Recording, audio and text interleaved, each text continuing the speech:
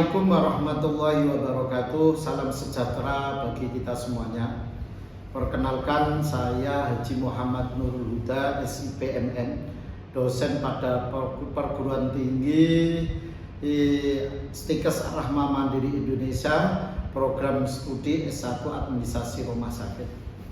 Sebagai tenaga pendidik, saya menjalankan Tridharma Perguruan Tinggi yang meliputi pengajaran, penelitian, dan pengabdian kepada masyarakat. Hasil penelitian saya yang saya lakukan dengan judul korelasi antara pelayanan administrasi dan loyalitas pada pasien di Poli THT, yaitu pasien BPJS. Sedangkan hasil pengabdian masyarakat saya adalah tentang peningkatan literasi digital pengguna baru melalui sosialisasi dan pendampingan aplikasi mobil JKN. Pada kesempatan ini saya akan memaparkan rancangan pembelajaran salah satu mata kuliah yang saya ampuh, yaitu manajemen organisasi K3 rumah sakit, yang melalui 3 aspek yang saling terkait, yaitu yang pertama penyampaian, delivery, interaction atau interaksi, dan asesmen penelitian. Untuk secara singkat, delivery itu adalah cara merancang dan menyiapkan materi agar dapat dipelajari mahasiswa baik secara mandiri maupun terbimbing. Interaction adalah pola interaksi yang saya bangun bersama mahasiswa selama perkuliahan untuk mencapai tujuan pembelajaran. Sedangkan asesmen adalah mekanisme penilaian untuk mengatur ketercapaian kemampuan mahasiswa pada mata kuliah saya. Mata kuliah manajemen K3 rumah sakit dengan kode ARS 6 MKK 5 berbobot 3 SKS dan ditempuh pada semester 5. Mata kuliah ini bisa diambil oleh mahasiswa ketika mahasiswa sudah mengambil mata kuliah wajib sebelumnya di semester 4. Mata kuliah ini merupakan mata kuliah keilmuan dan keterampilan yang menopang profesi administrasi rumah sakit dengan tujuan untuk membekali mahasiswa dengan pengetahuan, keterampilan, dan sikap profesional dalam merencanakan, mengimplementasi, mengevaluasi, serta mengembangkan sistem manajemen keselamatan dan kesehatan kerja di rumah sakit sesuai dengan perundang-undangan standar akreditasi dan praktek terbaik di bidang pelayanan kesehatan. Melalui mata kuliah ini, mahasiswa diharapkan mampu mengidentifikasi potensi bahaya dan risiko di lingkungan rumah sakit, menerapkan prinsip-prinsip pencegahan kecelakaan kerja dan penyakit akibat kerja, mengelola kesiapsiagaan serta tanggap darurat, dan membangun budaya keselamatan yang berorientasi pada perlindungan tenaga kesehatan pasien, pengunjung maupun lingkungan rumah sakit. Selain itu, mahasiswa diharapkan memiliki kemampuan berpikir kritis dan analitis dalam mendukung terciptanya lingkungan kerja rumah sakit yang aman, sehat, produktif, serta berkelanjutan sebagai bagian dari peningkatan mutu pelayanan kesehatan. Selama 1 semester, cakupan materinya meliputi dasar hukum K3, tujuan sistem manajemen K3, penerapan K3, pembentukan K3, tugas dan tanggung jawab keselamatan kerja di rumah sakit, kebakaran dan kewaspadaan bencana di rumah sakit. Yang selanjutnya adalah delivery atau penyampaian mata kuliah. Pada aspek delivery, capaian yang dibebankan pada mata kuliah ini adalah mahasiswa mampu menguasai pengetahuan tentang manajemen K3.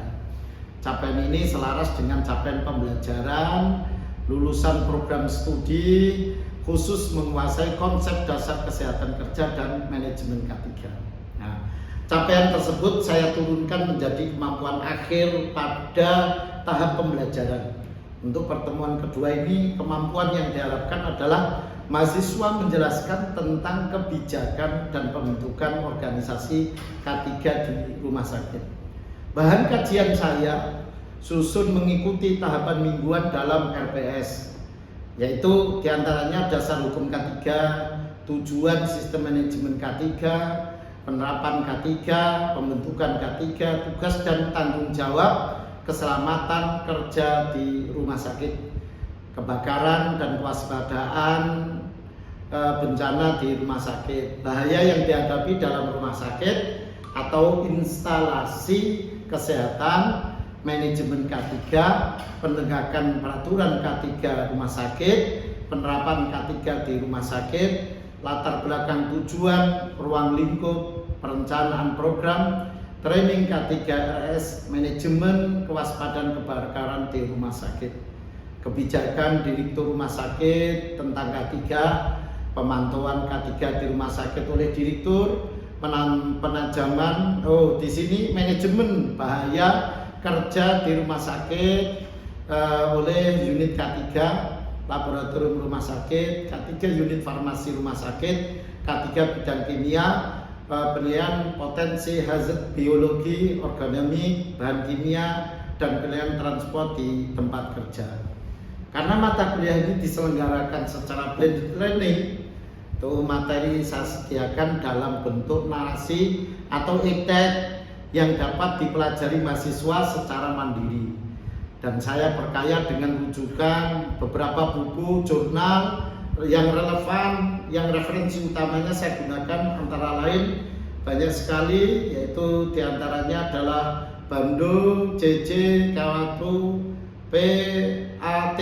Nah, itu termasuk materi yang dari Perundang-undangan Menteri Kesehatan, Ratna Ningrum dan Maharani, beberapa buku-buku yang berkaitan dengan K3. Dan referensi-referensi tersebut kami ambil baik secara offline maupun secara online. Nah, untuk penyampaian saya secara yang ketiga, yaitu secara interaction atau interaksi pembelajaran.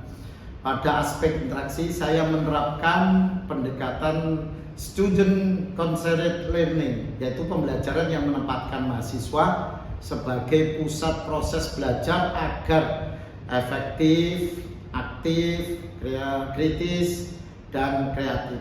Nah, pada pertemuan kedua yang membahas pembentukan organisasi K3 rumah sakit, tugas dan tanggung jawab interaksi pembelajaran dibangun melalui beberapa pendekatan yang mendorong partisipasi mahasiswa agar mahasiswa itu partisipatif dalam pembelajaran kuliah saya. Nah, pembelajaran diawali dengan penyampaian konsep dasar mengenai pembentukan organisasi K3 yang disertai pertanyaan-pertanyaan. Baik pertanyaan itu saya berikan secara langsung maupun pertanyaan ketika saya menerangkan di dalam mata kuliah saya. Nah, selanjutnya mahasiswa dibagi dalam beberapa kelompok untuk diskusi struktur organisasi K3, pembentukan tugas, tanggung jawab setiap unsur, serta faktor-faktor yang mempengaruhi efektivitas pelaksanaan K3 rumah sakit. Kemudian, sesuai sarana pada RPS, interaksi di luar kelas saya fasilitasi melalui Google Classroom atau Zoom meeting dan grup WhatsApp untuk membagi materi, berdiskusi dan memberikan umpan balik. Saya juga selalu mengingatkan mahasiswa untuk mengisi presensi, absensi, mengerjakan kuis, serta mengumpulkan tugas melalui kanal yang telah disepakati. Dalam penyampaian materi kuliah saya, yaitu ada sistem yang terakhir adalah asesmen atau penilaian. Ada aspek asesmen pembelajaran. Sistem penelitian dirancang sesuai dengan capaian pembelajaran yang tercantum dalam RPS atau rencana pembelajaran semester. Komposisi penilaian terdiri dari 1 UTS, yaitu ujian tengah semester sebesar 30%, ujian akhir semester sebesar 40%, dan penugasan individu maupun kelompok sebesar 20%, serta keaktifan mahasiswa selama proses pembelajaran sebesar 10%. Selain komponen tersebut, pada beberapa pertemuan juga dilaksanakan kuis sebagai bentuk evaluasi formatif untuk mengukur tingkat pemahaman mahasiswa terhadap materi yang dipelajari. Kriteria penilaian difokuskan pada kemampuan mahasiswa dan memahami dan menguasai konsep, menyusun jawaban secara sistematis, logis, dan sesuai dengan kaidah keilmuan, serta menganalisis permasalahan berdasarkan teori dan regulasi yang berlaku. Penilaian juga mempertimbangkan tingkat partisipasi mahasiswa dalam diskusi kelas, kemampuan menyampaikan argumentasi secara ilmiah, serta kontribusi dalam kerjasama kelompok. Seluruh mekanisme seluruh komponen bobot dan kriteria penilaian telah dijelaskan secara transparan pada mahasiswa melalui kontrak pembelajaran pada awal pertemuan, sehingga menjadi pedoman bersama selama proses perkuliahan berlangsung.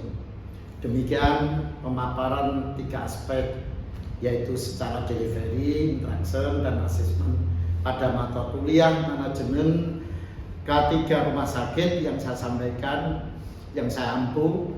Selanjutnya saya menampilkan pembelajaran micro teaching dengan subtopik pembentukan K3 tugas dan tanggung jawab. Selamat menyaksikan. Assalamualaikum warahmatullahi wabarakatuh. Waalaikumsalam warahmatullahi wabarakatuh. Selamat pagi bagi semuanya, bagi orang yang beragama lain. Gimana kabarnya? Baik. Alhamdulillah, baik, sehat? Sehat. Alhamdulillah. Kita akan masuk pada materi tentang pembentukan organisasi K3 RS ya pada pagi hari ini. Sebelum kita masuk materi, mari kita berdoa bersama-sama. Lillahi syafaati Rasulillah. Mari kita berdoa semoga sehat, ilmu manfaat, barokah. Al-Fatihah. A'udzubillahi minasyaitonir rajim. Bismillahirrahmanirrahim.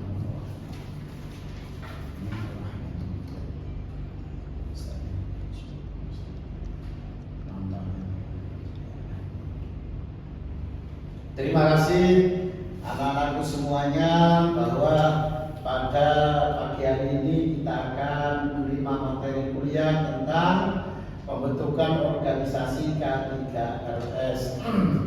Anak-anakku semuanya, sebelum saya menerangkan tentang materi ini, paling tidak bahwa pada pagi hari ini ada gambaran sebuah rumah sakit itu apresiasi daripada rumah sakit mendapatkan audit tentang K3 RS. Ternyata rumah sakit itu banyak ditemukan kecelakaan kerja, sehingga bahwa rumah sakit ini dari hasil audit ternyata belum ditemukan satu, yaitu tentang tanggung jawab K3 RS. Organisasinya ada, unitnya ada, tapi ternyata yang penanggung jawabnya belum ada, pelaksana tugasnya belum ada, dan ternyata juga pegawai belum mendapatkan tentang ini pelatihan K3 RS, sehingga bahwa rumah sakit ini masih banyak, yaitu secara evaluasi ditemukan tentang kecelakaan kerja. Anak-anakku semuanya, kalau kita melihat dari simulasi tersebut atau kita lihat dari persepsi tersebut, bahwa ada sebuah pertanyaan dari Bapak. Menurut Anda, mengapa pembentukan K3 RS itu sangat penting, ya, beserta pembagian-pembagiannya dan fungsinya? Siapa yang mau jawab? Ya, silakan. Sebelumnya izin menjawab. Ya. Jadi pembentukan organisasi K3 RS di rumah sakit itu menjadi penting karena organisasi K3 RS itu menjadi wadah yang bisa mengkoordinasikan seluruh program yang ada di rumah sakit, baik keselamatan dan kesehatan kerja, sehingga setiap anggota itu menjadi paham terkait dengan tugas, wewenang dan tanggung jawabnya.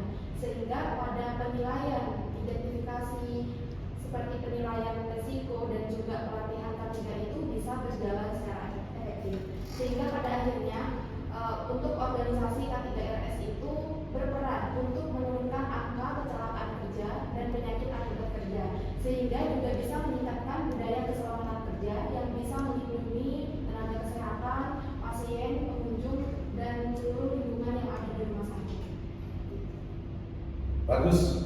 Terima kasih jawabannya.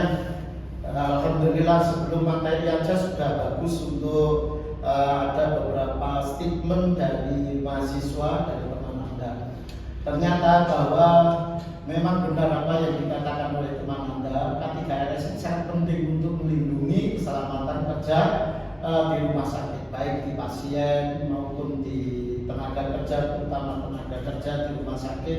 Ini sangat penting. Nah, peran penting K3RS ini adalah untuk bagaimana budaya K3RS itu ada di rumah sakit tersebut terjalankan dengan baik. Anak-anak semuanya, oleh karena itu langsung aja mari kita mengikuti kuliah ya. Tapi sebelum lanjut saya ingatkan untuk mengisi presensi ya.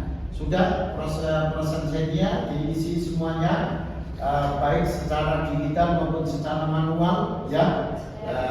Bisa ya, sudah sudah diisi semua presensinya dan perlu dibuka. Kemarin sudah saya kirimkan yaitu di Google Classroom ya. Apakah sudah dipelajari? Sudah. Oke, kalau memang sudah, mari kita lanjut dengan materi pembentukan K3RS ya, baik tugas dan tanggung jawab.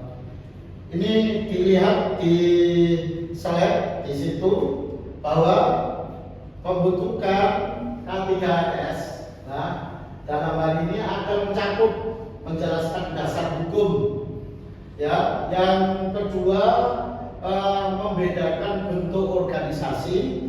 Yang ketiga menguraikan proses pembentukan dan menganalisis tugas tanggung jawab. Sudah siap? Kira-kira saya tak bergeser ke sini ya. Yaitu yang pertama menjelaskan dasar hukum. Setiap sesuatu kebijakan yang ada di rumah sakit, apalagi ini adalah pembentukan unit, maka harus ada dasar hukumnya, yaitu menguraikan landasan regulasi pembentukan organisasi K3RS, khususnya peraturan Menteri Kesehatan nomor 66 tahun 2016 dan peraturan pendukungnya. Nanti kita ungkapkan. Selanjutnya yaitu membandingkan komite K3RS dan instalasi K3RS dan model gabungan serta kapan masing-masing bentuk tepat digunakan.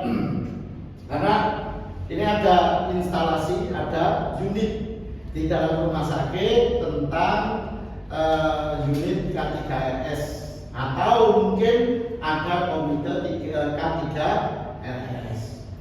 Selanjutnya kita nanti ya, kalau bisa nanti anak-anak semuanya para mahasiswa bisa menguraikan proses pembentukan, menjelaskan langkah pembentukan organisasi K3RS mulai dari komitmen direktur hingga sosialisasi kebijakan sampai di akar atau sampai di bawah, yaitu seluruh pegawai-pegawai di rumah sakit. Begitu juga Anda juga harus menguasai yang terakhir menganalisis tugas dan tanggung jawab ya, tugas dan tanggung jawab dari pembentukan organisasi K3RS. Yang pertama, urgensi dan dasar hukum ya. Urgensi itu berarti pentingnya dan dasar hukum pembentukan K3RS.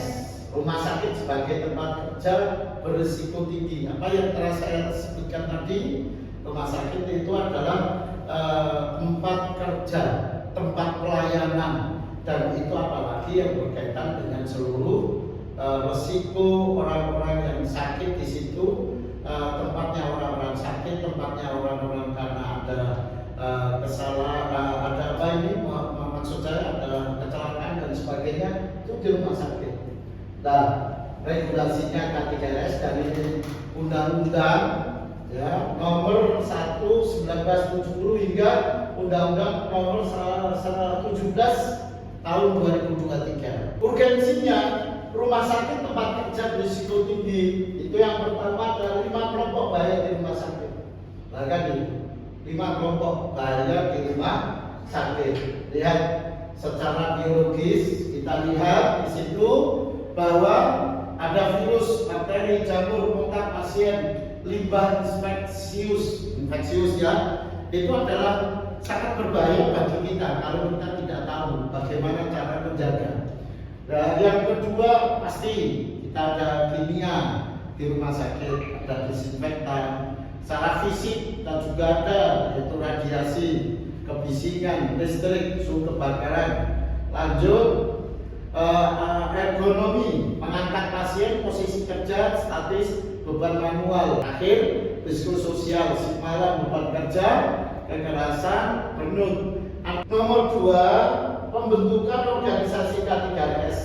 Yang pertama, prinsipnya penentukan bentuk organisasi. Apakah bentuknya unit, apakah bentuknya bagian, apakah bentuknya ikut pada yang lain, dan itu. Yang 2, 5 langkah pembentukan, dan 2 adalah SK itu. Harus ada surat keputusan pimpinan, terutama di sini di rumah sakit adalah direktur rumah sakit. Terus itu kita bentuk struktur komite, instalasi, dan model gabungan. Kita lanjutkan pada slide selanjutnya, yaitu lingkup kerja. Ada 3 fungsi pokok yang wajib dijalankan. Biar enak bahwa saya akan ke belakang, ya, Mbak, lihat di slide 3 fungsi pokok yang wajib dijalankan. Yang pertama, kesehatan kerja. Ini harus, karena ini adalah 3 fungsi daripada K3, kan itu organisasi K3. Yang pertama, kesehatan kerja. Secara promotif, edukasi, BHBS, gizi kerja, ya, imunisasi nakes, preventif, MCU, berkala, surveillance, PAK, ya, kuratif, bisa dibaca sendiri. Ini semuanya adalah berkaitan dengan kesehatan kerja. Karena orang kerja itu harus sehat. Tidak boleh orang kerja itu sakit. Kalau sakit malah nggak bisa kerja, kan gitu. Makanya ini dilindungi oleh rumah sakit. Yang kedua, keselamatan kerja, pencegahan, identifikasi bahaya, dan pengendalian risiko. Nah, kan itu kita kalau keselamatan berkaitan dengan pencegahan, pemeliharaan sarana prasarana dan alat sesuai standar, penanggulangan kesiapan kebakaran, bencana, tumpahan B3, tumpahan zat-zat kimia dan sebagainya, yaitu pengendalian APD, izin kerja, rambu keselamatan, ya. Di dalam tugas, fungsi, dan di dalam fungsi-fungsi K3 itu semuanya harus ada rambu-rambu. Ini tempat kebakaran, kalau ada kebakaran, kalau itu licin, itu harus ada. Nah, ini termasuk bagian daripada fungsi pokok yang wajib dijalankan. Akhir, lingkungan kerja, yaitu pengenalan bahaya lingkungan kerja. Yes, penilaian risiko, pengukuran fisik, kimia, biologi, pengendalian risiko, hierarki pengendalian, terus pemantauan baku mutu lingkungan kerja berkala. Inilah lingkungan kerja. Karena dari 3 fungsi pokok yang wajib dijalankan di dalam lingkup kerja K3S ini harus ada. Semuanya harus kita lakukan secara baik, ya, terukur, terorganisasi. Selama kita kuliah mulai awal hingga akhir, saya rangkum. Yang pertama, rumah sakit wajib membentuk atau menunjuk 1 unit kerja fungsional K3RS sesuai dengan apa? Pasal 24 PMK nomor 66/2016. Bentuknya komite atau instalasi atau gabungan keduanya. Apakah komite dan instalasi atau instalasi saja atau komite saja. Yang 2, pilihan bentuk organisasi mengikuti tingkat risiko dan kelas di rumah sakit. Makin tinggi kelas, makin kuat kebutuhan unit, ya, purna waktu. Ini tadi sudah saya jelaskan. Lanjut, yang nomor 3, legalitas ditegakkan lewat 2 SK. SK direktur, SK pembentukan organisasi, dan SK penugasan personel berikut uraian tugas-tugasnya sesuai dengan tupoksi masing-masing. Ketika organisasi dibentuk dengan kebijakan ada surat keputusan dari pimpinan, maka harus dilaksanakan.